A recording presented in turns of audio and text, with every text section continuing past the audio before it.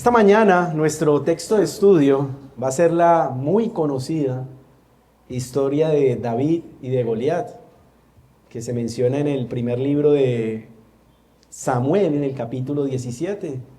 Y vamos a tener como título del sermón, como lo vemos en pantalla, el combate prefigurado del Rey Eterno. La primera vez que yo escuché una historia bíblica fue hace 27 años, en una casa, en un estudio de casa, de una iglesia de aquí de Cali. Y precisamente la historia que escuché esa noche fue la historia de David y de Goliat. Trae muchos recuerdos para mi vida. Fue la primera vez que el Señor me fue mostrando poco a poco su palabra. Tanto lo que escuché en esa noche como en los años que estuve en una iglesia carismática, escuché algunas veces predicar esa misma historia, y el énfasis en la predicación era que se enseñaba que debemos ser un gigante espiritual como David, luchar con nuestros temores, nuestras luchas, nuestros problemas. Pero bueno, eso no es lo que dice el texto. Hay otra historia muy conocidísima, que es cuando se les enseñaba a los niños en la escuela, que se llevaban y se les enseñaba esta historia, y entonces habían dos profesores disfrazados. El primero era de Goliat, y él tenía unos papelitos, una bolsa con unos papelitos donde se mencionaban algunos pecados que frecuentemente hacían los niños. Pero de un momento a otro salía otro profesor disfrazado de David. Y él tenía un arsenal, una honda y 5 piedrecitas, que eran la fe, la obediencia, la lectura de la Biblia, la comunión y la oración. Y sí, esta historia también suena muy bonita, pero tampoco es lo que enseña este texto. En nuestro sermón de esta mañana vamos a tener 3 puntos. El primero de ellos es la misión del Rey Eterno. Aquí vamos a estudiar el contexto de la historia de redención para poder llegar a nuestro texto de estudio con bases sólidas, bíblicas, para poder interpretar correctamente nuestro texto de estudio. El segundo punto lo hemos llamado el combate prefigurado del Rey Eterno. Y el tercero lo he llamado la victoria del Rey Eterno. Entonces, iniciamos en nuestro primer punto, la misión del Rey Eterno. Como lo enseñaba hace poco en una enseñanza del catecismo, si nosotros pudiéramos resumir lo que enseña la Biblia en su totalidad, lo podemos expresar con las palabras de que en la Biblia narra la historia del establecimiento del reino de Dios. Eso es lo que narra la Biblia de principio a fin. En los primeros 2 capítulos del Génesis encontramos el reino inicial, el reino en el Edén, donde Adán había sido delegado por Dios para gobernar ese reino, el cual debía él extender hasta los últimos rincones de esta tierra para que toda la tierra diera gloria a Dios. Pero encontramos en Génesis 3, ahí leemos cómo por el pecado del hombre, después de la tentación de Satanás, este reino quedó destruido. La imagen de Dios quedó destrozada. La tierra entera quedó bajo maldición. Y Satanás empezó a gobernar en este mundo caído. Es así como Dios, en su plan, en el único plan que Dios determinó desde antes de la fundación del mundo, Dios reacciona ante su reino destrozado y anuncia la destrucción de Satanás. Y eso lo encontramos en Génesis capítulo 3. Por favor, vayamos ahí. Génesis capítulo 3, versículo 15. Uno de los textos muy conocidos, pero es uno de los textos más importantes de la Escritura y que hoy va a ser esencial para el entendimiento de lo que estudiaremos en esta mañana. Génesis 3, capítulo 3, versículo 15, dice así. Mientras lo leo, voy a explicar con una pequeña palabra lo que va explicando este texto, que a veces lo leemos y puede ser algo confuso, pero sé que como lo vamos a leer hoy va a ser más entendible. Génesis 3:15 dice: y pondré, está hablando Dios, pondré enemistad entre ti, hablando a Satanás, y la mujer, Eva, y entre tu simiente, los hijos de Satanás, y la simiente tuya, los hijos de Eva, los creyentes. Un hijo de Eva, te herirá en la cabeza y tú le herirás en el calcañar, en el talón. Utilizando una paráfrasis, podríamos decirlo así: pondré enemistad entre Satanás y Eva, entre los hijos de Satanás y los hijos de Eva. Un hijo de Eva herirá a Satanás en la cabeza y Satanás lo herirá a él en el talón. En este texto encontramos la promesa de un Salvador, un libertador. La Biblia va revelando poco a poco más de este Salvador mientras vamos leyendo la historia de redención. Y ya cuando llegamos por allá al segundo libro de Samuel, capítulo 7, la Biblia habla de este Salvador como un rey, ¿sí? Como un rey que tendrá un reino eterno en el pacto de Dios con David. Pasados los años, la revelación se va dando en mayor profundidad de parte de Dios a sus profetas. Y a Daniel le revela en el 7:14, le dice: este reino le fue dado dominio, gloria y reino para que todos los pueblos, naciones y lenguas le sirvieran. Su dominio es dominio eterno que nunca pasará, y su reino uno que no será destruido. Con toda esta información, entonces podemos concluir que Génesis 3:15, como lo enseña el pastor Sergio Ruiz, encontramos la misión del Rey eterno. Este hijo de Eva debe destruir a Satanás y debe recrear completamente el reino de Dios perdido en la caída. Esta es la misión del Rey eterno. Este hijo de Eva debe destruir a Satanás y debe recrear completamente el reino de Dios perdido en la caída. En Génesis 3:15 hay algo también muy importante que lo resalta el texto, y es que fue Dios mismo el que estableció una enemistad, una separación entre los hijos de Eva, que son los que por gracia hemos creído en la promesa de ese Salvador, y los hijos de Satanás, que son los que han sido dejados por Dios mismo en su pecado y recibirán la justicia de Dios.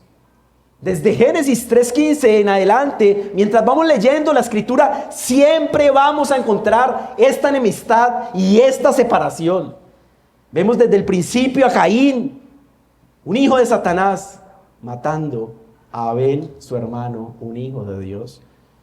Vemos cómo la Biblia resalta el contraste tan marcado entre el séptimo descendiente desde Adán, pero por la línea de Caín, llamado Lamec, un hijo de Satanás. Vemos la misma por la otra línea, pero también el mismo séptimo descendiente por la línea de Adán, pero por la línea de Set, un hombre llamado Enoc, un hijo de Dios. Después encontramos en Génesis 6 que los hijos de Dios se casaron con las hijas de Satanás y Dios trajo el diluvio universal, un juicio, porque este pueblo y estos hijos de Dios no guardaron el mandato que Dios había establecido de una separación, también para ser utilizada para que un pueblo fuera separado, para que de ahí llegara ese Salvador y ese reino eterno prometido desde Génesis 3:15. Es así que si seguimos leyendo la Escritura, seguimos encontrando mucho de esta enemistad, de esta guerra y de esta separación tan marcada entre los hijos de Dios y los hijos de Satanás. Vemos a un Esaú contra Jacob, vemos a Faraón contra Moisés y vemos también a las demás naciones contra el pueblo de Israel.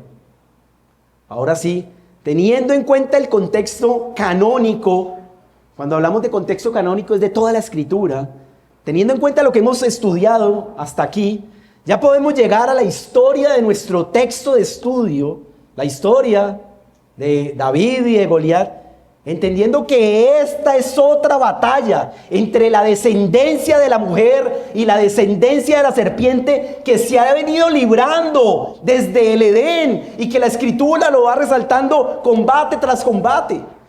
Pero aquí encontramos algo especial en la revelación progresiva de Dios. Es que Dios en este combate va a mostrar algo especial en la forma como su Rey eterno va a llevar a cabo su misión. Cuánta importancia, hermanos, cuando leemos cualquier historia de la Escritura en el Antiguo Testamento, es que la veamos en torno a toda la historia de redención, para no sacar enseñanzas aisladas moralistas, totalmente salidas del contexto del mensaje principal que Dios quiso traer en su palabra por medio de su Espíritu. Ahora sí, llegamos entonces al segundo punto del sermón de esta mañana, que lo hemos llamado el combate prefigurado del Rey Eterno. Vamos por favor a primer libro de Samuel, capítulo 17. Pero antes de llegar al capítulo 17, vamos a leer desde el 16. ¿Para qué? Para que vayamos al contexto inmediato. Ya estudiamos el contexto canónico de la Escritura, ahora vamos al contexto inmediato, que es un capítulo antes, en el capítulo 16. Primer libro de Samuel, capítulo 16. Esto es esencial también, iglesia, que lo tengamos en cuenta para poder entender lo que enseña esta historia tan conocida, pero tristemente tan mal interpretada. Primero de Samuel 16:1 dice así: dijo Jehová al profeta Samuel: ¿hasta cuándo llorarás a Saúl, habiéndolo yo desechado, para que no reine sobre Israel? Llena tu cuerno de aceite y ven, y te enviaré a Isaí de Belén, porque de sus hijos me he provisto de rey. El pueblo de Israel, después del liderazgo de Josué, había pasado de la bendición de entrar a la tierra prometida al caos total y a la catástrofe total por haber dejado a un lado la Escritura. En el mismo libro de Jueces, en ese periodo oscuro de la historia de Israel, Jueces 21-25 dice: en estos días no había rey en Israel, cada uno hacía lo que bien le parecía. Es así como el pueblo, ante la necesidad de un rey, en su pecado pide un rey, pero como las demás naciones. Es así como Dios entonces les da a Saúl un hijo de Satanás. Vemos que ese hijo de Satanás no se fue cada día apartando más y más del mandato que Dios había delegado en ese reinado y fue desechado por Dios mismo. Y es así como el Señor manda a Samuel, al profeta Samuel, a ungir a su rey, el que él había preparado desde el principio, un hombre conforme a su corazón. Versículos 6 y 7 de 1 de Samuel 16. Y aconteció que cuando ellos vinieron, el resto de hijos de Isaí, para ver a quién iban a ungir, él vio a Eliab y dijo: de cierto delante de Jehová estás ungido, un hombre grande, fuerte, de guerra. Versículo 7. Y Jehová respondió a Samuel: no mires a su parecer, ni a lo grande de su estatura, porque yo lo desecho. Porque Jehová no mira lo que mira el hombre, pues el hombre mira lo que está ante sus ojos, pero Jehová mira el corazón. Versículo del 11 al 13 dice: entonces dijo Samuel a Isaí: ¿son estos todos tus hijos? Habían pasado ya 7 de ellos, pero no había recibido el profeta Samuel la orden de que a quién ungir. Y él le respondió: queda aún el menor, está allá apacentando las ovejas. Versículo 12. Envió pues por él y le hizo entrar. Y dijo Samuel a Isaí, envía por él, porque no nos sentaremos a la mesa hasta que él venga aquí. Versículo 12. Envió pues por él y le hizo entrar, y era rubio, hermoso de ojos y de buen parecer. Entonces Jehová dijo, levántate y úngelo, porque este es. Y Samuel tomó el cuerno de aceite y lo ungió en medio de sus hermanos. Y desde aquel día en adelante el Espíritu de Jehová vino sobre David.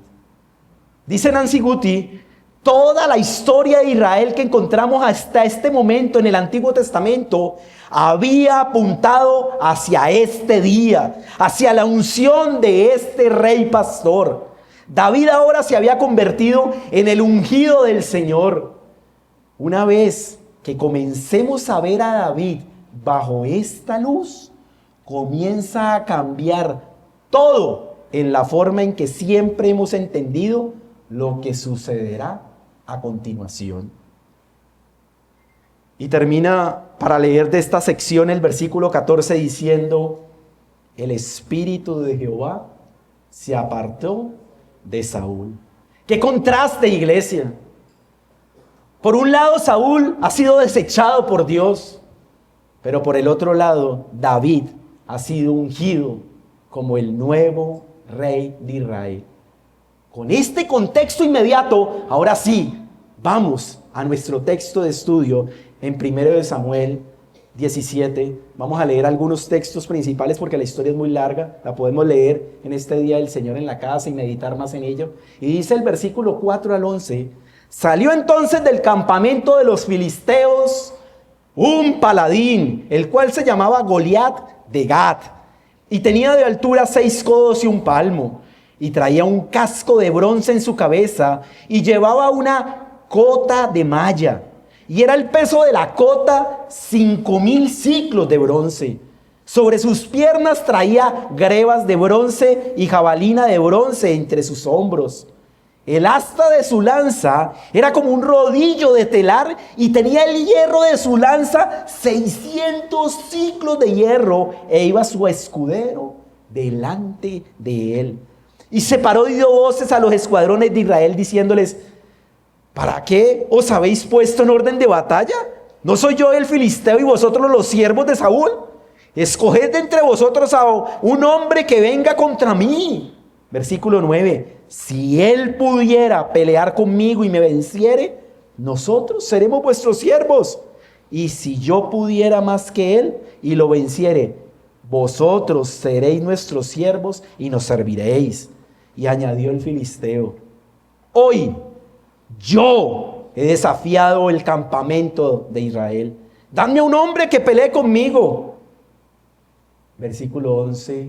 Oyendo Saúl y todo Israel estas palabras del filisteo, se turbaron y tuvieron gran miedo. El escritor utiliza varios versículos para que quedemos asombrados de la descripción tan detallada del tamaño de Goliat, de su armadura, de su despampanante armamento sin igual. Goliat medía aproximadamente 3 metros de altura y solo su armadura pesaba aproximadamente lo que pesaba un joven de la edad de David.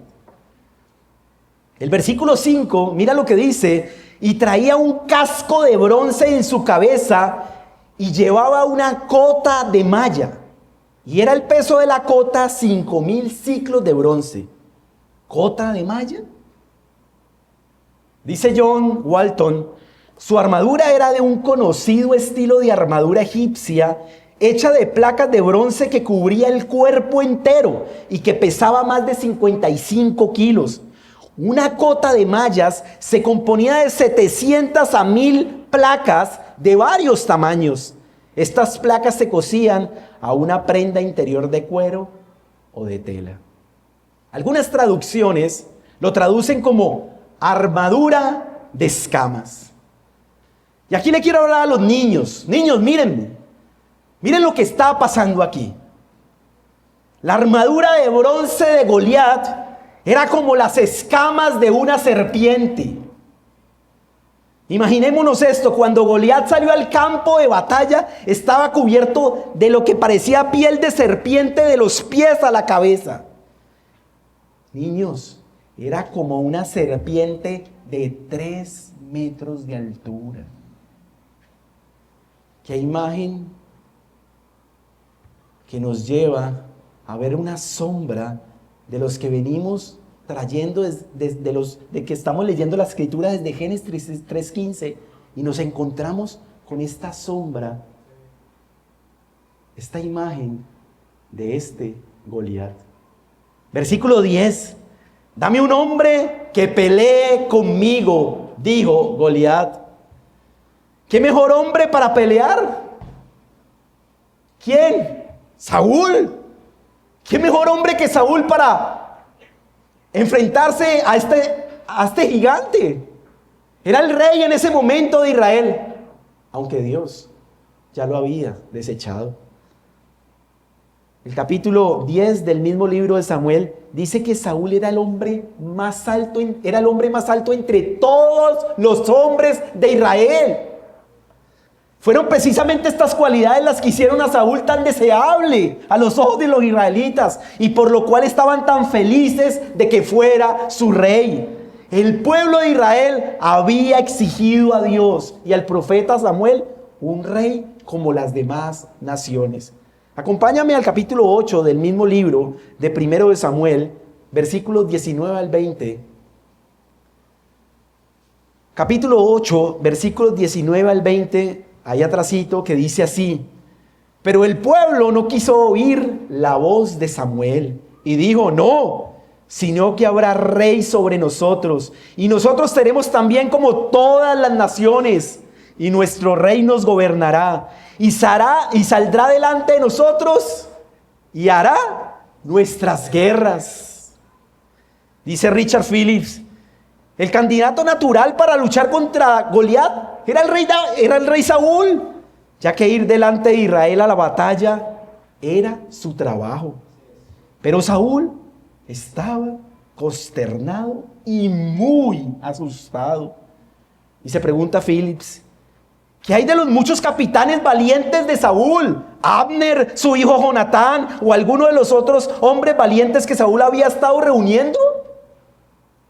Por regla general, los hombres de abajo reflejaban el espíritu de su líder. Aquí radicaba el problema, pues el espíritu de Dios se había alejado de Saúl. Y es así, con esto en mente, que ahora el escritor nos trae a la escena a David. Versículo 32 al 37 de 1 de Samuel 17. Versículo 32: y dijo David a Saúl: no desmaye el corazón de ninguno a causa de él. Tu siervo irá y peleará contra este filisteo. Dijo Saúl a David: no podrás tú ir en contra de aquel filisteo para pelear con él, porque tú eres un muchacho y él es un hombre de guerra desde su juventud. David respondió a Saúl: tu siervo era pastor de las ovejas de su padre, y cuando venía un león o un oso y tomaba algún cordero de la manada, salía yo tras él y lo hería y lo libraba de su boca, y si se levantaba contra mí, yo le echaba mano de la quijada y lo hería y lo mataba. Fuese león, fuese oso, tu siervo lo mataba, y este filisteo incircunciso será como uno de ellos, porque ha provocado al ejército del Dios viviente. Añadió David: Jehová, solo Él, que me ha librado de las garras del león y de las garras del oso, solo Él, también me librará de las manos de este filisteo. Y dijo Saúl a David: ve y Jehová esté contigo. Aquí se contrasta a Saúl, el rey que tenía Israel en ese momento, con el rey ungido de Dios, a David. Saúl era el que debía salir al frente de la batalla para hacer respetar al pueblo y hacer respetar a Dios. Pero no lo hace. Es en cambio David, como el ungido del Señor, que da el paso al frente y va hacia el combate. Y mira en el versículo 36 cómo David ve a Goliat. ¿Cómo lo ve? ¿Cómo ve David las cosas en este momento? Versículo 36 le dice: este filisteo incircunciso. David estaba viendo las cosas muy diferente a como el pueblo las estaba viendo. Veía a Goliat como un filisteo incircunciso, como un hijo de Satanás que estaba fuera del pacto de Dios.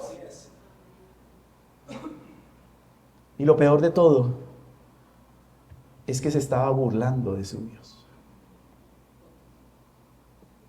David no estaba impresionado por el tamaño ni de Goliat, ni de su armadura despampanante. David estaba indignado de sus palabras blasfemas y denigrantes ante la grandeza y poder del único Dios verdadero. David no podía aceptar que este filisteo incircunciso, un hijo de Satanás, pudiera desafiar la gloria de Dios de esta manera. Es así que sale al frente de la batalla con la seguridad, no en él, no en él. La seguridad no estaba en David, la seguridad estaba en Dios, el Dios que había aprendido a través de las Escrituras. David estaba seguro y sabía que Dios controlaba aún todos los aspectos que pasan en este mundo. Aún la caída de un pájaro está gobernada y controlada y decretada y establecida. Hasta los cabellos tuyos y míos están contados por el Dios del universo.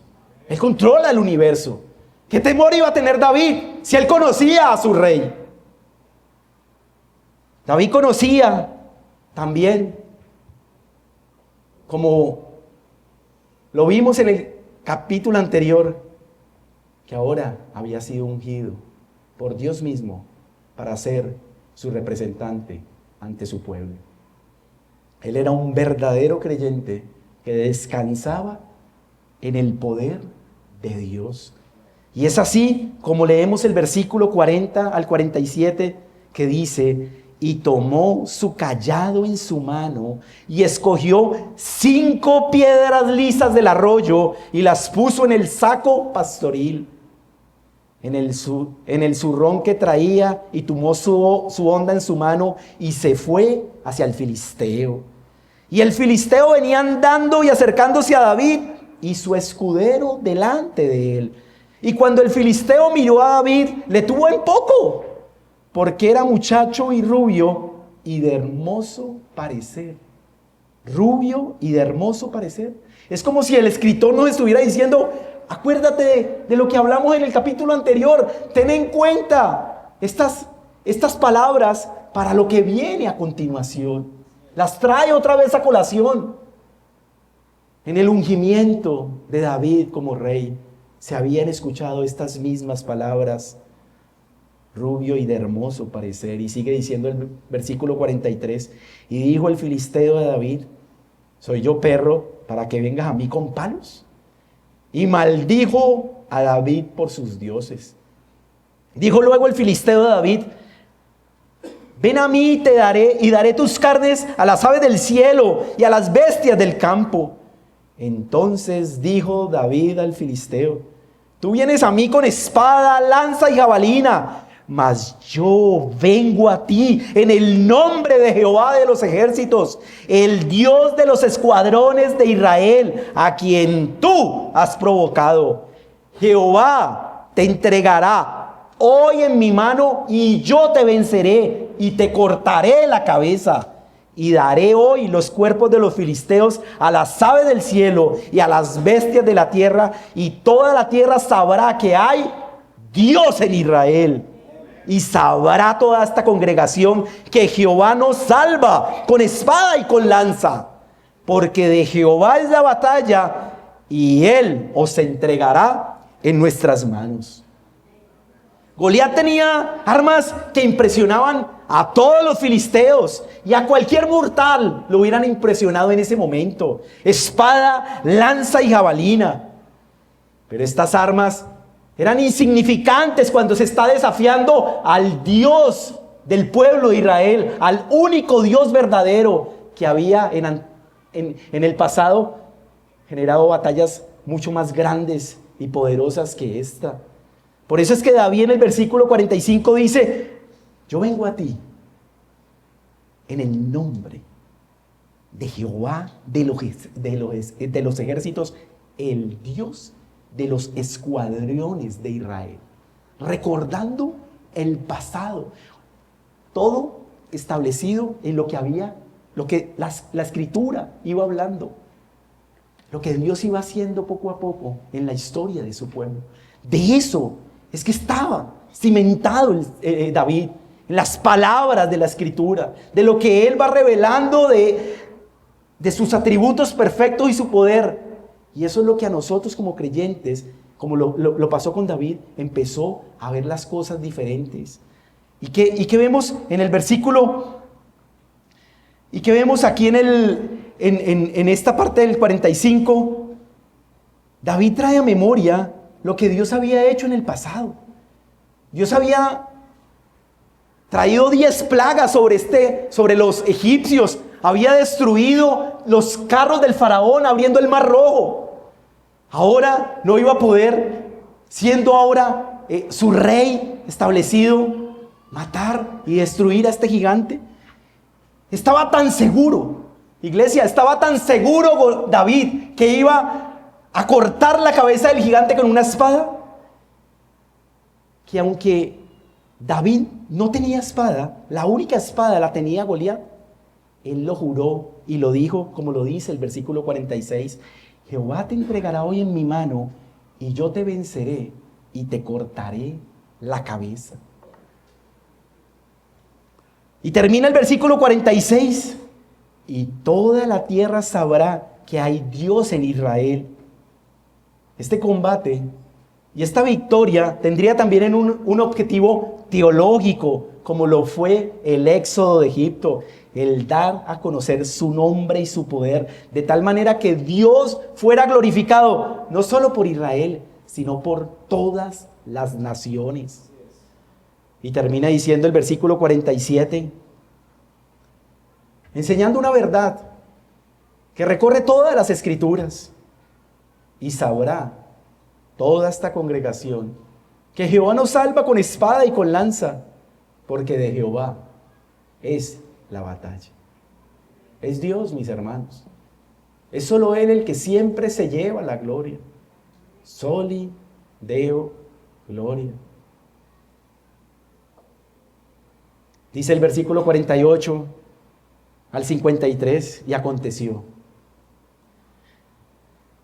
que cuando el filisteo se levantó y echó a andar para ir al encuentro de David, David se dio prisa y corrió a la línea de batalla contra el filisteo. Y metiendo David su mano en la bolsa, tomó de allí una piedra y la tiró con la honda e hirió al filisteo en la frente. Y la piedra quedó clavada en la frente y cayó sobre su rostro en tierra. Así venció David al filisteo con honda y piedra, e hirió al filisteo y lo mató, sin tener David espada en su mano. Entonces corrió David y se puso sobre el filisteo, y tomando la espada de él y sacándola de su vaina, lo acabó de matar y le cortó la cabeza. Y cuando los filisteos vieron a su paladín muerto, huyeron. Levantándose luego los de Israel y los de Judá, gritaron y siguieron a los filisteos hasta llegar al valle y hasta las puertas de Crón, y cayeron los heridos de los filisteos por el camino de Saharaim hasta Gad y Ecrón, y volvieron los hijos de Israel de seguir tras los filisteos y saquearon su campamento.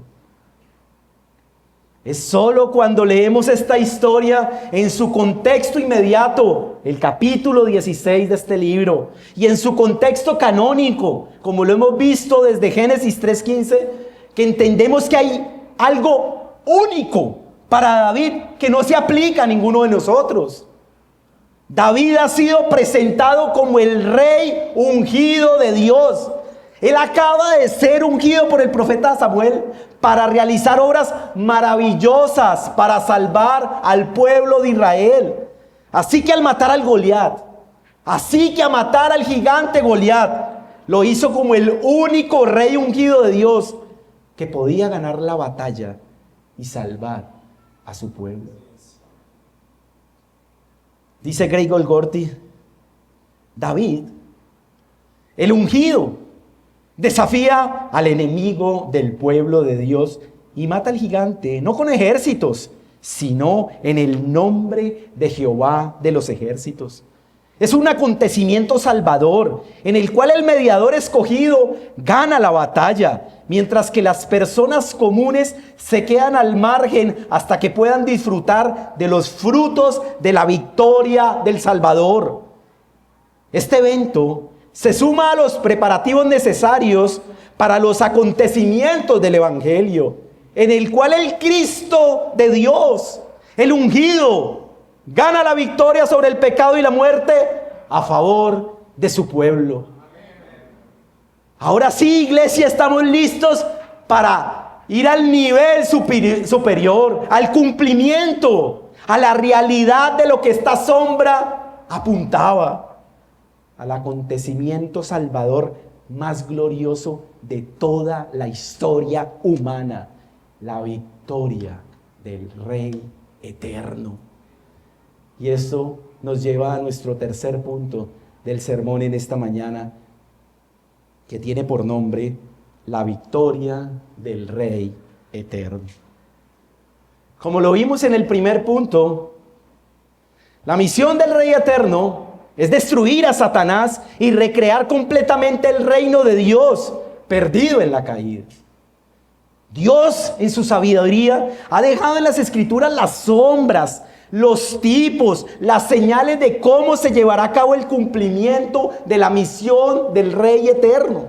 Es por esto que debemos ver el combate de David y de Goliat como un símbolo, una sombra del cumplimiento del gran combate que fue profetizado en Génesis 3:15, donde el Rey eterno le da una herida mortal a la cabeza a Satanás. Por eso, aquí viene entonces una pregunta. ¿Cómo?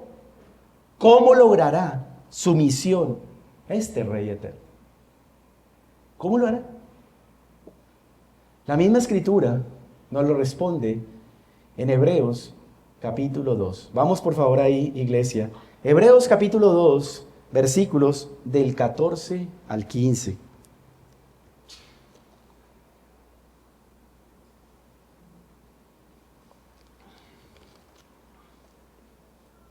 Hebreos capítulo 2, 14 al 15.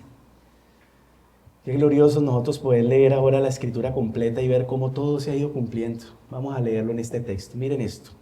Hebreos 2, del 14 al 15.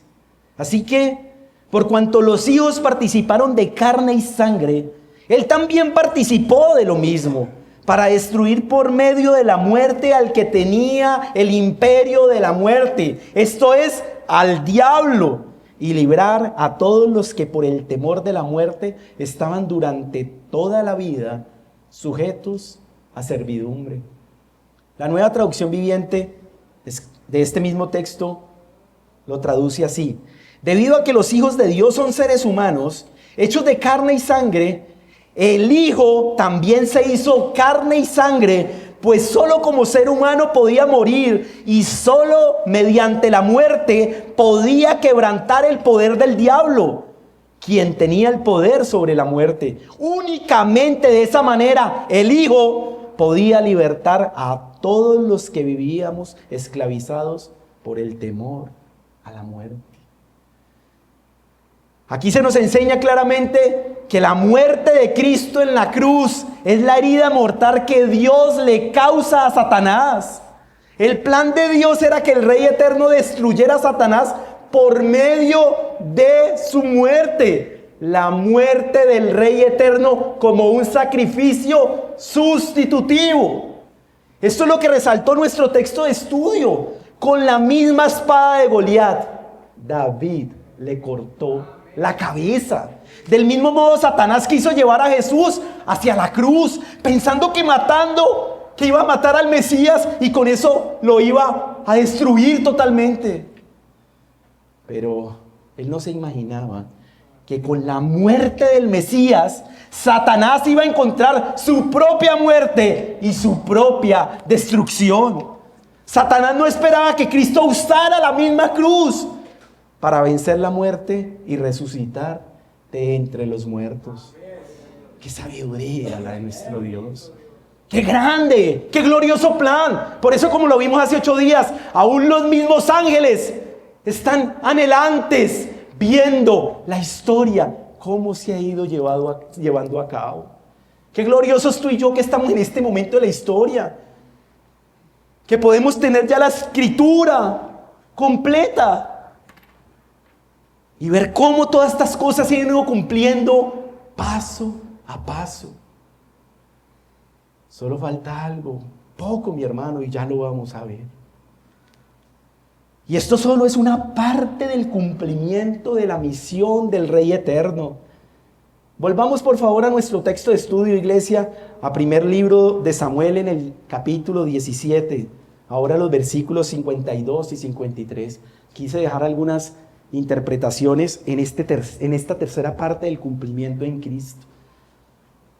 Primero de Samuel 17, 52 a 53 dice así: levantándose luego los de Israel, después de que David había matado a Goliat, levantándose luego los de Israel y los de Judá gritaron y siguieron a los filisteos hasta llegar al valle y hasta las puertas de Crón, y cayeron los heridos de los filisteos por el camino de Saharaim hasta Gad y Ecrón.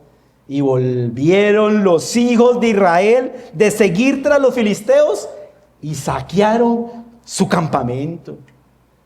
Aunque la victoria del Señor por medio de David fue bastante rápida, el escritor quiere resaltar las consecuencias cuando David hace un espectáculo de la derrota de Goliat y el pueblo persigue a los filisteos y luego saquean su campamento.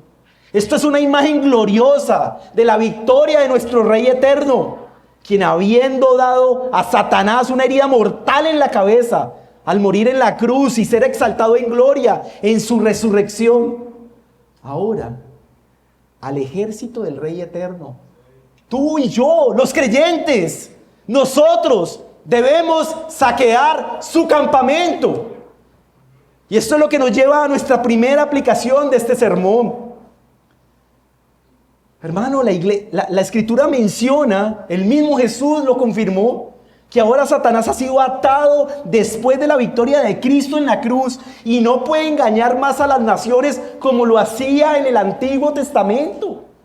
Este es el momento en el cual nosotros como su ejército debemos compartir el evangelio para que muchos dejen las filas de Satanás y se unan al reino del Rey Eterno.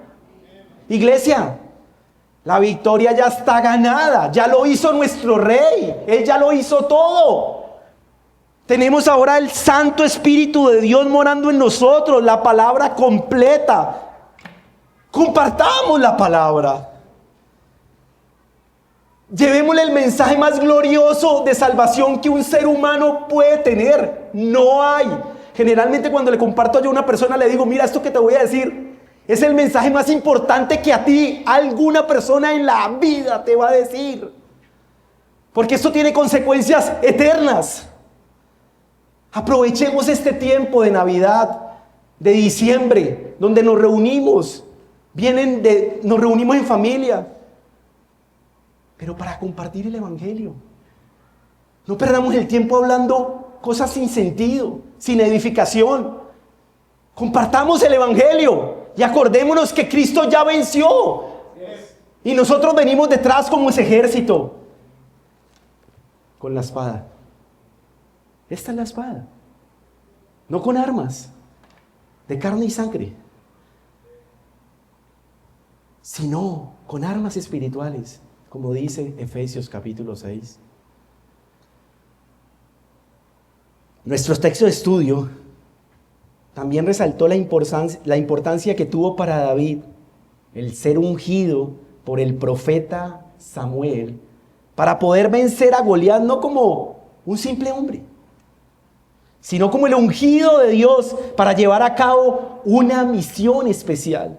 Esto mismo lo encontramos en nuestro Señor Jesucristo, quien como David fue el rey ungido públicamente en su bautismo. Dice la Escritura que se abrieron los cielos y el Espíritu Santo descendió sobre él en forma corporal como una paloma. Este ungimiento resalta que Cristo, Dios hecho hombre, no venía con armas humanas y que podía decirle a Satanás, como lo dijo David: tú vienes a mí con espada, lanza y jabalina, mas yo vengo a ti en el nombre de mi Padre, el Señor, Jehová de los ejércitos. Jehová te entregará hoy en mi mano y yo te venceré y te cortaré la cabeza. Es Cristo. Cristo era el descendiente de la mujer del cual hablaba Génesis 3:15, que aplastaría la cabeza de Satanás, como el Padre lo había profetizado y lo había ordenado. Dios también, a través de esta historia que hemos y estamos estudiando en esta mañana, le enseñaba a ese pueblo y nos lo enseña a nosotros el principio de la representación. Cuando David se enfrentó a Goliat, lo hizo en representación de todo el pueblo. Su victoria no era suya solamente, era también de los que él representaba. Esto mismo lo hizo nuestro Señor, Dios hecho hombre, nuestro representante. Jesús libró la batalla contra Satanás, el pecado y la muerte en calidad de representante del nuevo pacto de gracia. La victoria de Dios, Dios hecho hombre, el único que podía vencer, el Rey eterno, se convirtió en la victoria compartida para los hijos de Dios, los creyentes.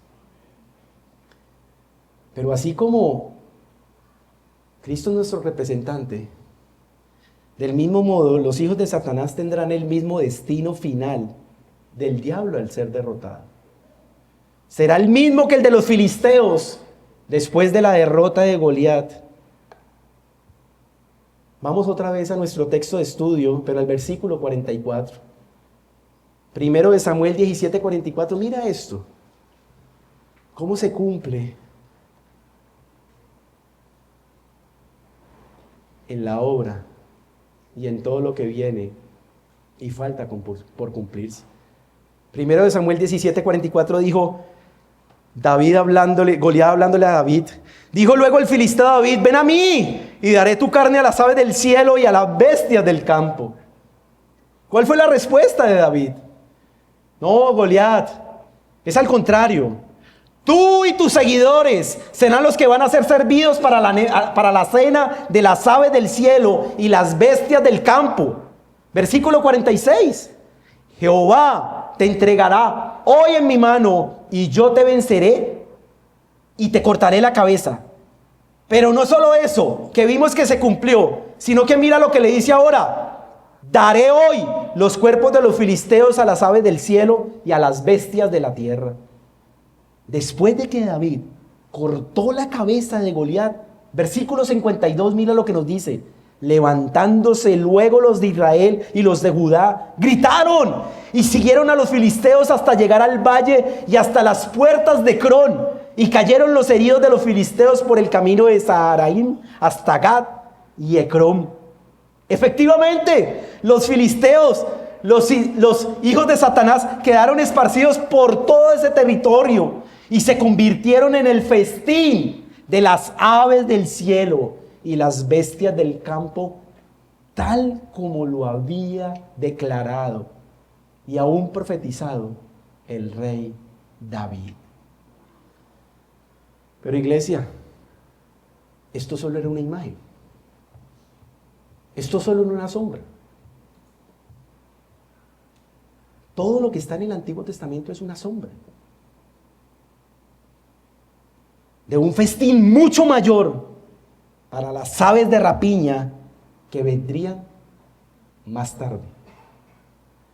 El profeta Ezequiel en el Antiguo Testamento predijo un juicio venidero en el que las aves de toda especie y toda fiera del campo serán invitadas a un banquete para alimentarse de la carne de los hijos de Satanás, los enemigos de Dios, los que no se han rendido ante el Rey Eterno.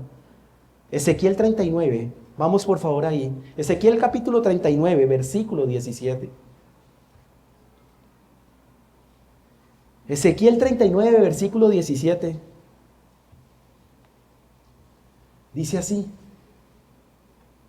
y tú, hijo de hombre, Ezequiel 39, 17, diciéndole Dios a Ezequiel, y tú, hijo de hombre, así ha dicho Jehová el Señor: di a las aves de toda especie y a toda fiera del campo, juntaos y venid, reunidos de todas partes a mi víctima que sacrifico para vosotros. Un sacrificio grande sobre los montes de Israel. Y comeréis carne y beberéis sangre. Fue el apóstol Juan quien recibió una visión del cumplimiento de este espantoso festín prefigurado en los campos de batalla en los tiempos de David y profetizado por Ezequiel. Apocalipsis 19. Vamos por favor ahí. Ya les digo el versículo. Apocalipsis 19. En Apocalipsis 19 se abre el telón.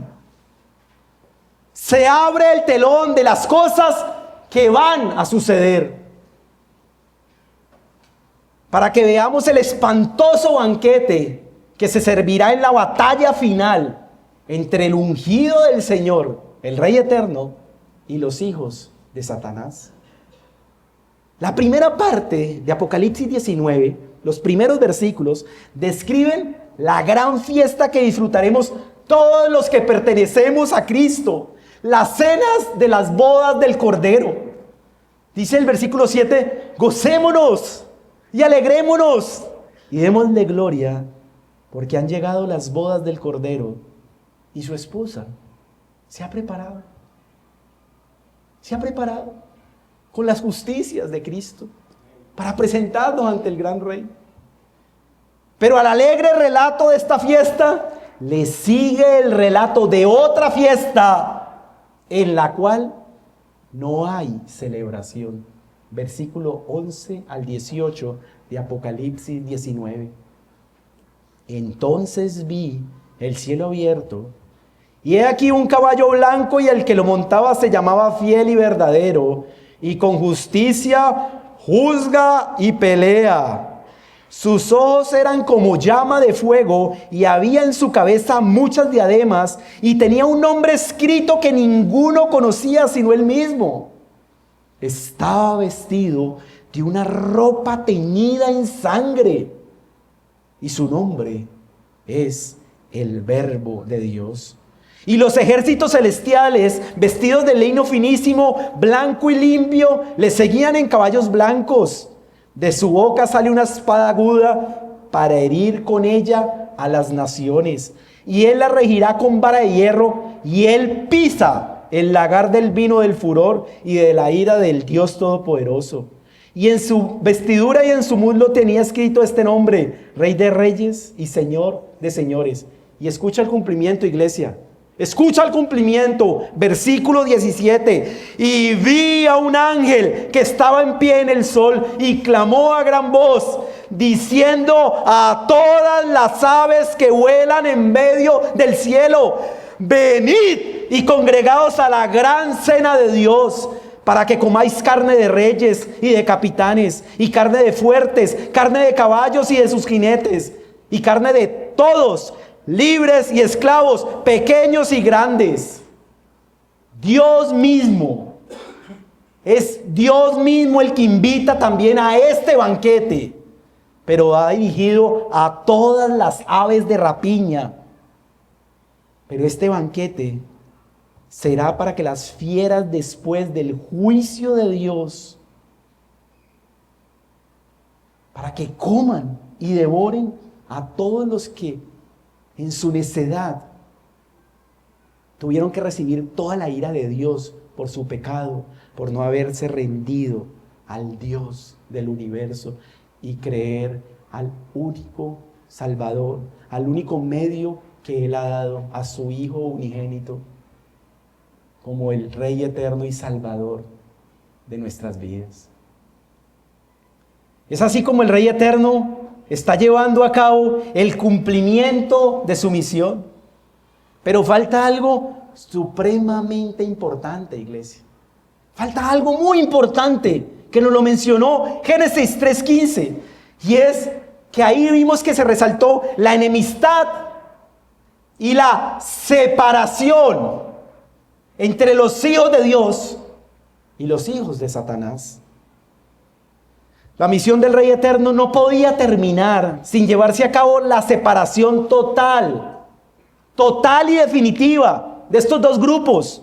La separación de los hijos de Dios, los creyentes, y de Satanás y todos sus hijos, que serán lanzados al lago de fuego por toda la eternidad. Capítulo 20 de Apocalipsis, al otro capítulo del que acabamos de leer, Apocalipsis 20:10, dice así: este es el fin de Satanás. Y el diablo que los engañaba fue lanzado en el lago de fuego y azufre, donde estaban la bestia y el falso profeta, y serán atormentados día y noche por los siglos de los siglos. Y salta el versículo 14 y 15. Y la muerte y el Hades fueron lanzados al lago de fuego. Esta es la muerte segunda. Y el que no se halló inscrito en el libro de la vida, o sea, los hijos de Satanás, fueron lanzados al lago de fuego, como su padre el diablo, por toda la eternidad. Dice el pastor Sergio Ruiz: en la segunda venida de Cristo se producirá la destrucción final del mal y la separación definitiva. Ovejas a la derecha, cabras a la izquierda, y se consumirá el plan que se le dio al Rey eterno. Tendremos una creación sin mal, donde viviremos todos los que fuimos llamados por gracia, por el Rey eterno, para vivir con Él por toda la eternidad. Esto nos lleva a la segunda aplicación de este sermón. Iglesia, si vemos una enemistad y una separación tan marcada en toda la Biblia de los hijos de Dios y los hijos del diablo, una separación ordenada por Dios mismo, para nosotros como creyentes no es opcional que no vivamos de acuerdo a esta orden. No lo es. Qué triste es ver a jóvenes que, sin importar este mandato, tienen noviazgos con incrédulos. Y lo peor aún, algunos hasta piensan casarse con este filisteo, yendo en total, en contra de los mandatos de Dios, creyendo la mentira del diablo que yo creo que algún día el Señor lo va a convertir. No te engañes. No te engañes. ¿Saben qué es lo más triste? Que en 27 años de vida cristiana no son pocos. Son muchos los casos que he visto de este tipo. Antes de que se complete la totalidad de la misión del Rey eterno, los creyentes debemos ser conscientes que la separación ordenada por Dios con los incrédulos debe marcar toda nuestra vida cristiana en este peregrinaje. Esto es lo que esperamos según Apocalipsis, la separación total por toda la eternidad. ¿Cómo no vivir así? Sabiendo que eso es lo que va a pasar y a llevar a cabo nuestro Rey eterno. Debemos respetar a los incrédulos. Claro que sí. Debemos amarlos aunque nos hagan mal. Debemos llevar una relación cordial para compartirles el evangelio. Podemos compartir con ellos en el trabajo, en el diario vivir. Claro, compartimos con ellos. Pero llegar a decir, por ejemplo, que un incrédulo sea mi mejor amigo o amiga. ¿Cómo? ¿Qué consejos? ¿Qué consejos te puede dar una persona que no tiene la Biblia como su guía? ¿No pueden haber mejores amigos para un creyente? Amigos, claro que sí. ¿Sabes cuál es el mayor amor que tú le puedes dar a un amigo o a una amiga? Compartirle el evangelio. No más. Compártele el evangelio. Y cuando él llegue postrado a Cristo, ven y seamos no solo amigos, sino hermanos por la eternidad. Pero no nos contaminemos, mis hermanos. Vean, estamos viviendo en un mundo que nos ha contaminado totalmente. No se ve la diferencia. ¿Tú qué diferencia tienes con el impío de la esquina? No, nada. ¿Cómo? Así no es. La escritura es muy clara. Segunda de Corintios 6:14 dice: no os unáis en yugo desigual con los incrédulos. ¿Esto es un consejo? Esto es una orden. Esto es una orden de Dios. No os unáis en yugo desigual con los incrédulos, porque ¿qué compañerismo tiene la justicia con la injusticia? ¿La justicia con la injusticia? ¿Y qué comunión la luz con las tinieblas? La Biblia ordena una separación. Nosotros debemos practicar este principio de separación. Separarnos de su música vulgar y sensual. Y no solo eso, de toda letra musical que vaya en contra de lo que la Biblia dice, sin importar el género musical. No estamos en contra de la música, para nada. Pero no, es inconcebible que un creyente esté cantando, sea el género que sea, letras que van a favor del adulterio, la inmoralidad, en contra de la escritura. Eso no tiene presentación. Debemos separarnos de su forma de hablar. Compartir, como dice el Salmo 1, la mesa con escarnecedores, con chistes verdes y groseros, para no quedar mal en la oficina o en la universidad. Debemos separarnos de toda su inmoralidad. Y cuando estemos a solas, Dios está viéndonos. Separémonos de los vicios corruptos e inmorales que muchos allá tienen como sus costumbres a solas, perversas, diabólicas. No lo podemos hacer tú y yo. Mujeres deben separarse de su forma de vestir indecorosa y que podría catalogarse como sexy. Mira, amada hermana, tú no debes verte sexy. Tú debes verte hermosa, que es una cosa muy diferente. Tú te puedes ver hermosa, pero no sexy. Si sales y te pones a un espejo y te ves sexy, no salgas de tu casa. No nos sigamos contaminando con un mundo que nos tiene totalmente contaminados. Ya se revolvió la luz y las tinieblas. No hay una separación.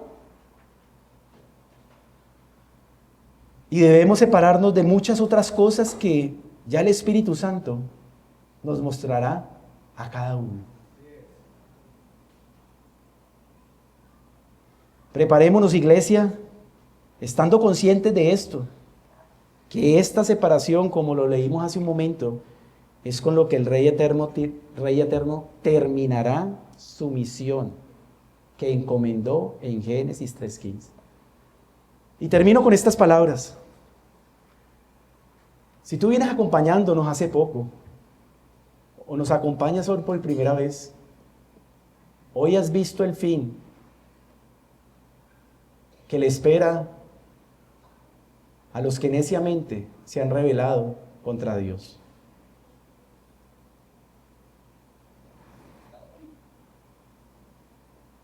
Yo te invito a que entiendas que, así como para ese pueblo de Israel, que veían ese Goliat, que era imposible de vencer,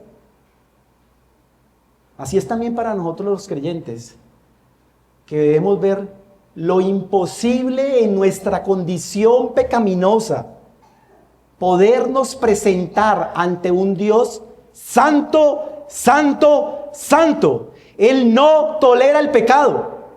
Por eso en la cruz del Calvario Cristo dijo: Dios mío, ¿por qué me has abandonado? Porque estaba recibiendo los pecados de su pueblo y el Padre lo abandona porque no tiene relación con su pecado.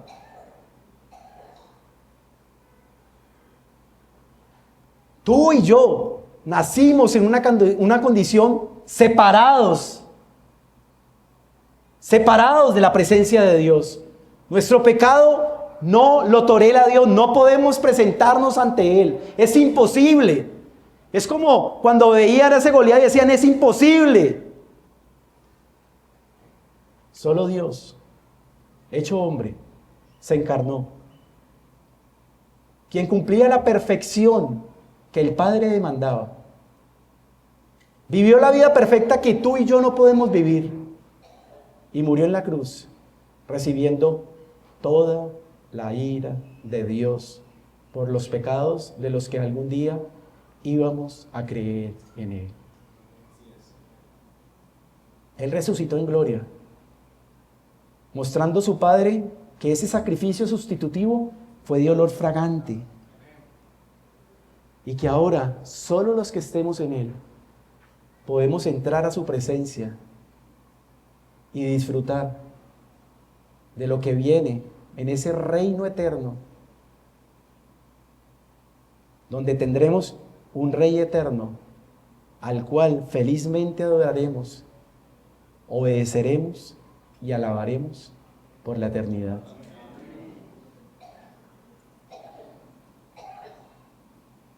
Pidámosle al Señor que nos ayude a que veamos las cosas que, aunque hoy nos chocaron a muchos, veámoslas con los ojos de la Escritura. Y no creas que es un hombre allá hablando desde un púlpito, no, es la palabra de Dios. Dios nos quiere santos porque Él es santo. O te separas, o mejor, no sigas denigrando el nombre de Dios, haciendo que los demás se burlen diciendo: ¿y este que es cristiano? O te separas y coges las cosas de Dios en serio, o mejor ve y púdrete en el pecado con el mundo y atente a las consecuencias de la justicia de Dios. Pero que tu vida, en tu necedad, no sea la forma en la que los impíos se burlan de Dios diciendo: ¿y este que es cristiano?